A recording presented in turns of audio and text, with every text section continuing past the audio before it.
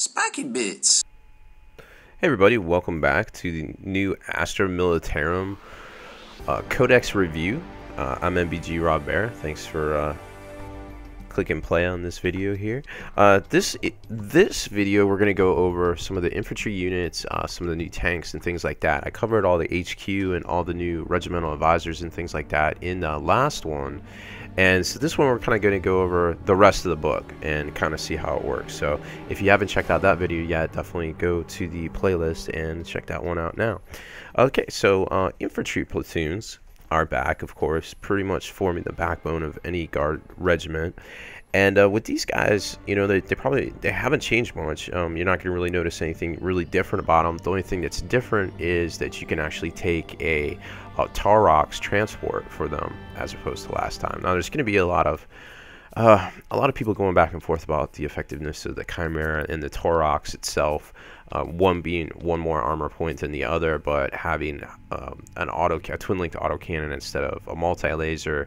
So it's going to go back and forth. Personally, I'm on the boat of the Taurox being the superior to the Chimera these days, especially if you're behind an Aegis line. Anything that can pop armor 11 can pop armor 12. I think in the current meta, being, you know, almost summer of 2014, we're not seeing a lot of heavy weapons out there.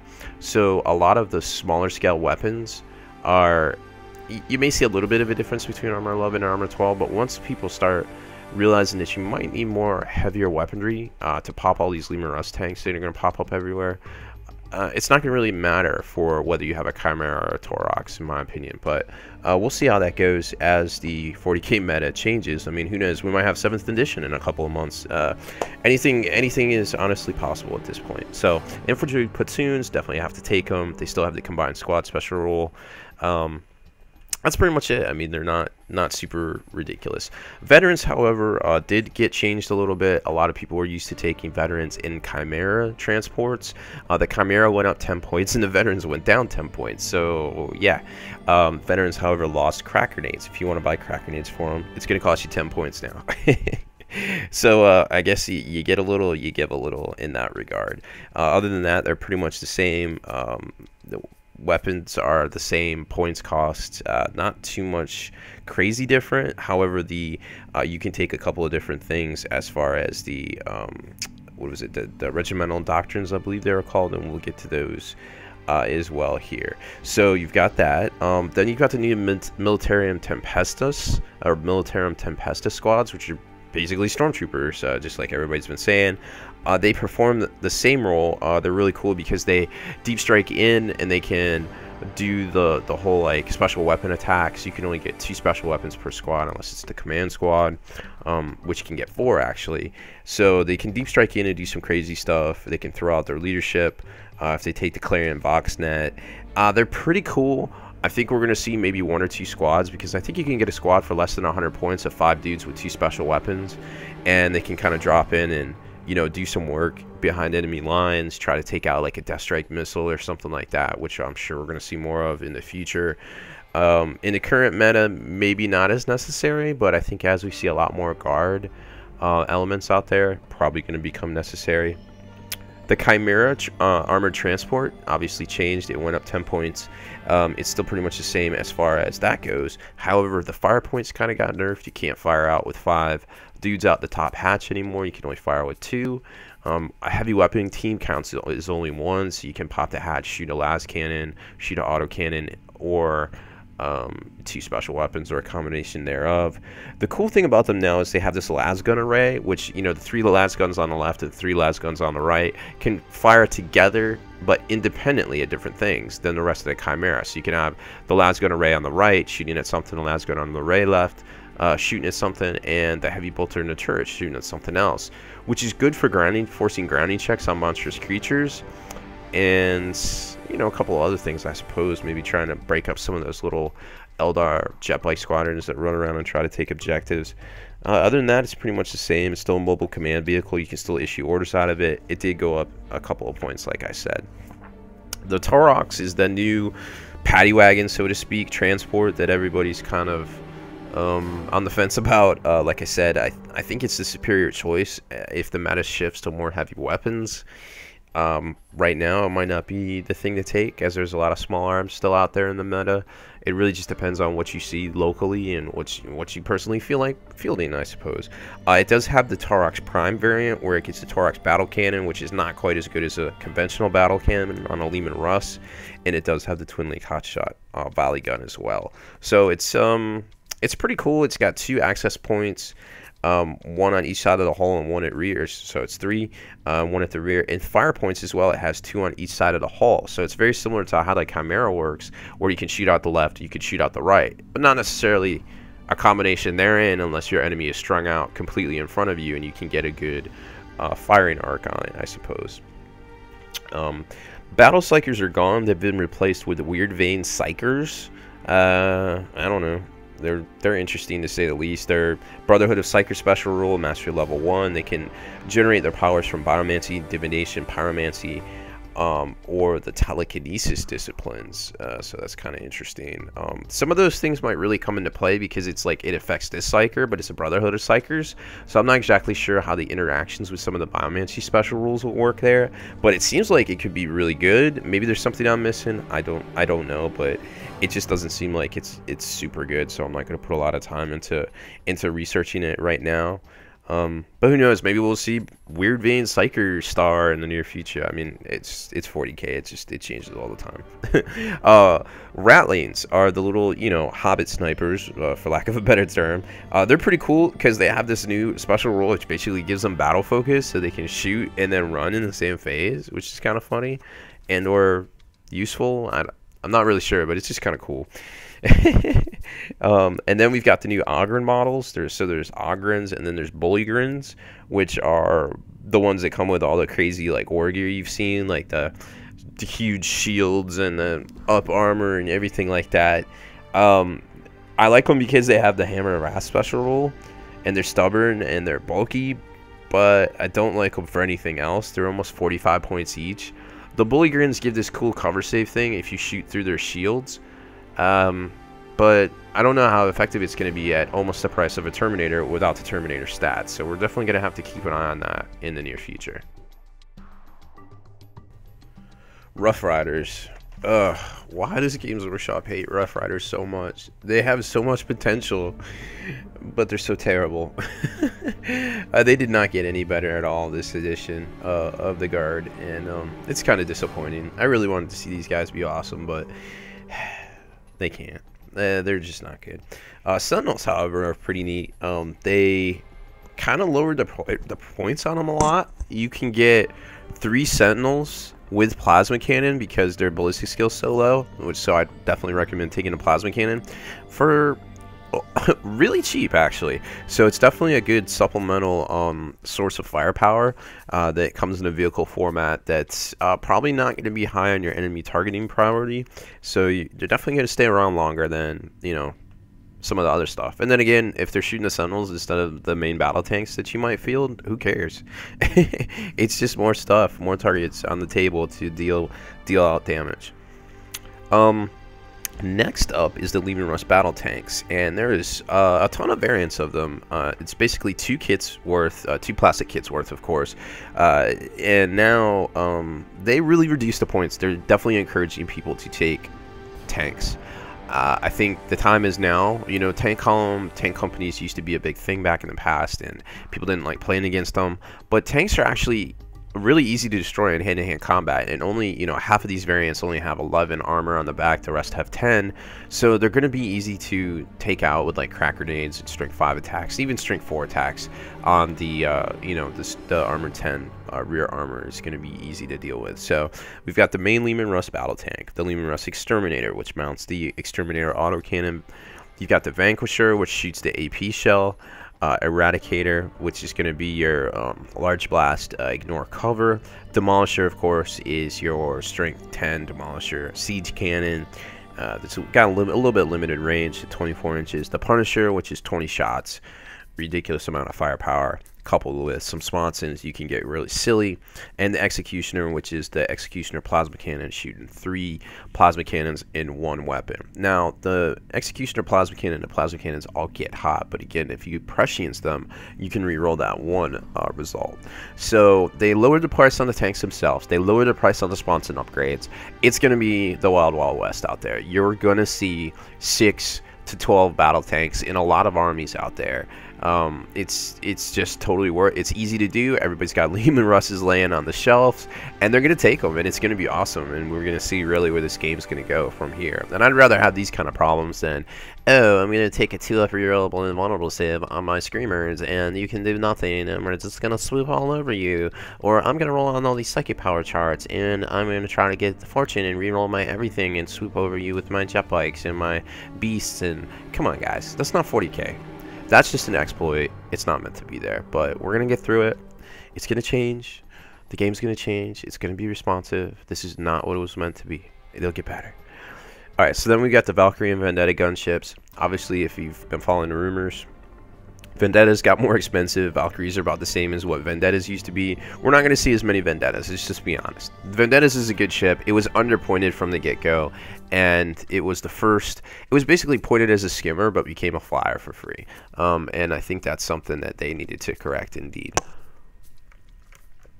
Next up is the Hydra, which got a slight point reduction and is still super good. It does not. It only has Skyfire, so it can't choose its mode of fire. So at ground targets, it's going to need 6s unless they're a skimmer, of course. But you know, it does work. It's a twin-linked Hydra autocannon. It's got long range. It's got a solid shooting profile, and I think it's definitely still worth taking in limited numbers, perhaps. The Basilisk didn't change either. It pretty much works the same. Might be worth taking, might not. The Wyvern is the is the Hydra without its barrels, which is basically a mortar. I guess it's the replacement for the Colossus variant. It has the 2 twin-link Storm Shroud mortars, excuse me, a heavy bolter, a searchlight, and smoke launcher. So it's twin-linked. It's shooting 2 templates per gun, so that's 4 templates, twin-linked. Yeah, it ignores cover, and it has shred, reroll to wound. What is not good about this tank? It is really good. I think we're going to see a lot of these. And it's interesting to see that, you know, finally the plastic Hydra kit comes out, and most people aren't even going to field it as the Hydra, but hey, it is what it is. I mean, I'll wait 10 years for a plastic kit just to get something cool looking. The Manticore is another favorite of the last book. It still pretty much functions the same. Has a limited ammunition rack. Still has the Storm Eagle rockets. I think it has a 12-inch umbrella now that it didn't have before, so you cannot direct fire it. So it has to be indirect fire, and you can't indirect fire it closer than 12 inches. Deathstrike missile launcher. OMG. What the heck happened? I don't know how you go from the most terriblest entry in the Guard Codex to one of the best in like one edition, but that's what Games Workshop did. Holy cow. Let me tell you about the Deathstrike missile launcher. The Deathstrike missile shoots an apocalyptic blast template. That's the 10-inch blast. That's the old green template that came with the Apocalypse template set. It's 10 inches in diameter. Here's its stats. It's strength 10, AP 1, ignores cover. It's barrage. And you can shoot it as soon as turn 2 if you don't move or suffer a weapon destroyed result on the Deathstrike itself. Oh my gosh, that is so crazy. It gets me so excited. I want to feel the Deathstrike all the time. So it like I said, it does a couple of things. Like if you take a weapon destroyed result, it gives you -1 to the roll to launch it. If you move it, it's -1 to the roll to launch it. So most smart players are just going to set it in the back. They're going to pop smoke, get a cover save on it if the enemy targets it, and then hopefully on turn 2 it launches on a 3 or better, and then it just plows into like everything. Strength 10 is serious business. It's kind of ridiculous, and I mean, it's not overpowered, but it's super good. It's basically a D weapon without the D effect, and we're going to see how that's going to play out here soon, I'm sure. Hellhounds are back, and its normal variants, the Devil Dog and the Bane Wolf. They didn't really change. The points are pretty much the same as far as I can tell.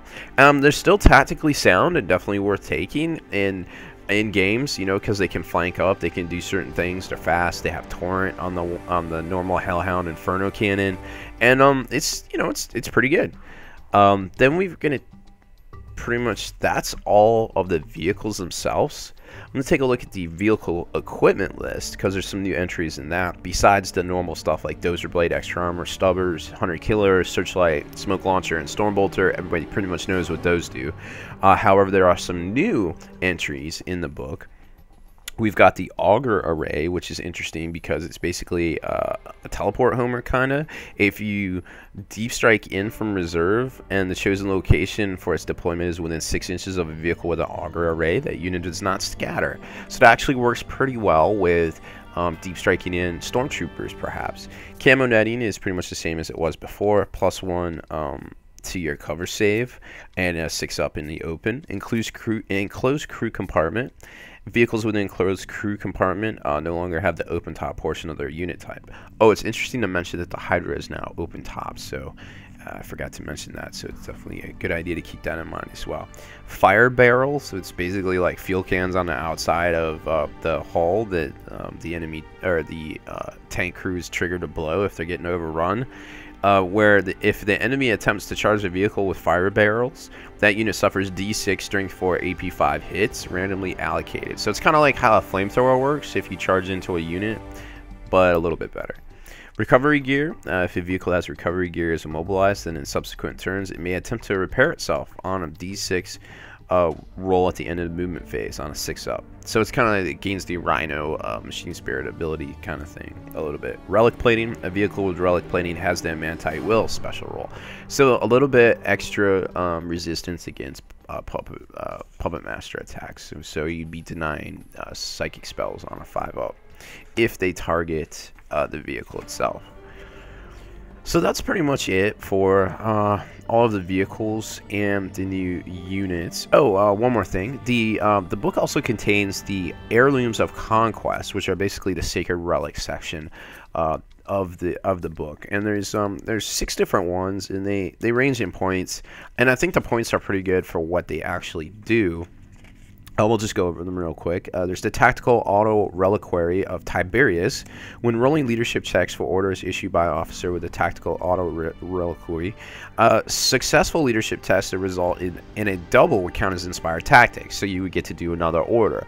I think the odds of doubles is 1 in 6 or 1 in 2, or excuse me, 1 in 3 or 1 in 6. I forget exactly on 2d6, but that's an interesting piece of work here. The Laurels of Command. Whenever a unit from the Codex Astra Militarum within 6 inches of the bearer is required to take a morale check, the bearer of the Laurels may choose whether they pass or fail. However, if the model is removed as a casualty, all friendly units must make a pinning test. So that's kind of interesting. Kurzov's Aquila is the officer and all friendly units from the Codex have preferred enemy special rule. So you take this, and everything within 6 has preferred enemy. In addition, the bearer may make a single failed leadership, may reroll a single failed leadership test per turn. Kind of interesting. It's super pricey, but it has the potential when you have, you know, 100 dudes within 6 inches of you. Giving them preferred enemy is pretty good because now instead of shooting on 3s, they're rerolling those, or instead of shooting on 4s, sometimes on 5s through the conscripts. Now you're basically, however the math comes out, you're basically 1 better to shoot, to ballistic skill, and to wound, and in combat. It's pretty good. The Blade of Conquest is a +1 strength AP3 melee mastercrafted, I guess, blade of some sort. It's good. The Emperor's Benediction is basically a bolt pistol that's now strength 5, and it's mastercrafted, and it has precision shot, which I think it would have precision shot anyways because you're giving it to an HQ or an IC of some sort, unless you give it to a sergeant, I guess. The Death Mask of Alanius. Alanius the Pious. If you've heard the podcast at all, you've definitely heard us talk about this guy. He was the epitome of imperial sainthood, believed to be martyred at the hands of Horus himself. So here he is. This is the guy supposedly on the barge, Horus's battle barge, the Vengeful Spirit, when the Emperor and Dorn and Sanguinus teleport in, and there's a regiment of Imperial dudes. They come in as well to try to, you know, get to the throne, get to the control room, throne room, whatever you want to call it, and take out Horus.